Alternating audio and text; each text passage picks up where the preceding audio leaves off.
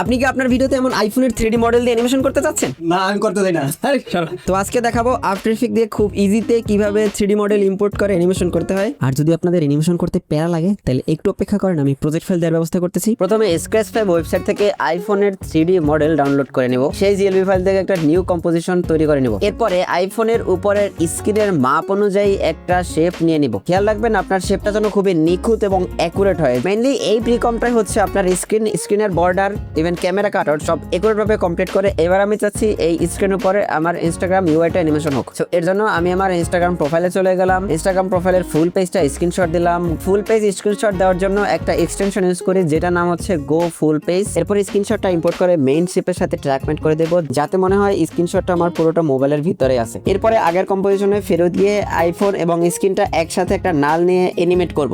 আমার যেমন অ্যানিমেশন দরকার সেই রকম অ্যানিমেশনটা কমপ্লিট। কি একদম ইজি না? তো এই সহজ জিনিসকে আরো সহজ করতে জাস্ট কমেন্ট করেন আইফোন, আর আমি আপনাদের ইনবক্সে ফুল প্রজেক্ট ফাইলটা পাঠিয়ে দেবো। কমেন্ট করার পরে জাস্ট একটা শেয়ার দিয়ে দেন। টাটা।